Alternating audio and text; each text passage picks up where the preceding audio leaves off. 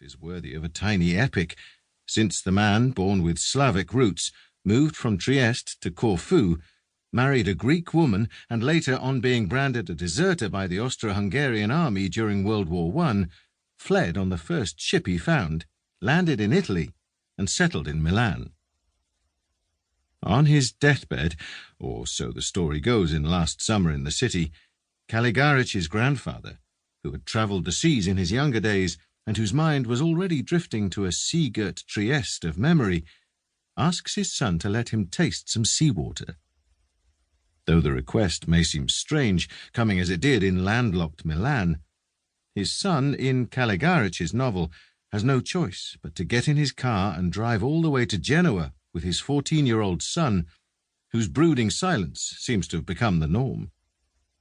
The boy's father finally reaches the sea, fills up a bottle with water, and drives all the way back to Milan, only to find his dying father already unconscious.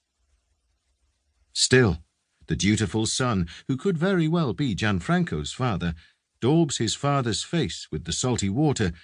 even if the dying man is past caring or being grateful for the gesture. Seawater is not in the slightest insignificant, since Leo Gazarra, the narrator of the novel,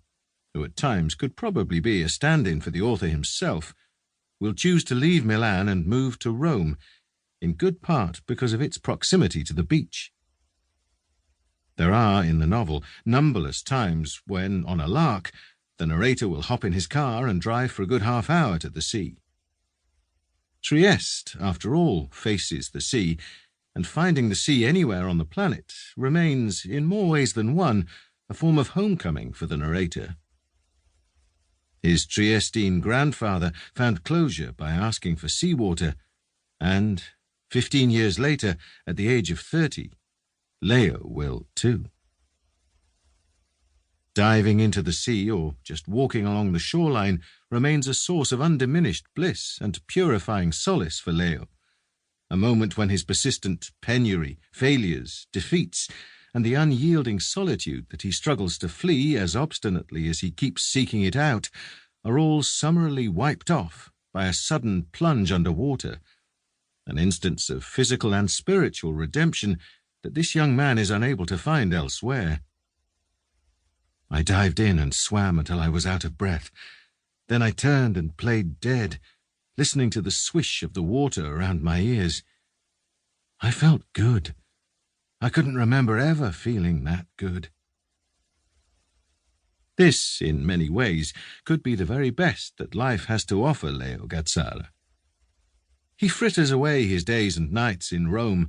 on sleepless hours with Arianna, or in tumultuous all-night benders with his pal Graziano,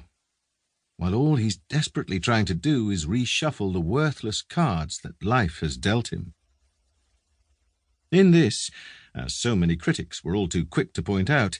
he is the incarnation of Marcello Rubini of La Dolce Vita, 1960,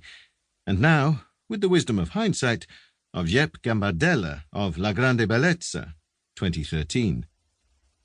Both films are about the aimless lives of well-heeled journalists whose careers were taken over by worldly ambitions when, in truth, their deeper vocation was literature, a dream destined to be perpetually postponed, if not altogether shelved. As colourful as Marcello's life may seem, the shallow itinerary of his day-to-day is a perpetual skidding from one woman to another, one nightclub after another, one gathering, one soirée, one person to the next. Gambardella's itinerary is hardly different. Clearly inspired by Fellini's classic from 50-plus years earlier, Sorrentino's The Great Beauty is a far less sombre portrait of the decadent lifestyle of the privileged few, and reflects an Italy that moved on following its startling post-war boom of the early 60s, then survived the anni di piombo of the 70s and 80s, the years of lead,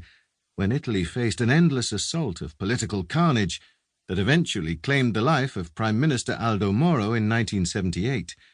only to come out as elegantly disenchanted and unflappably put together, but no less feckless and disaffected than the 60s Rome of Fellini's speckling Via Veneto.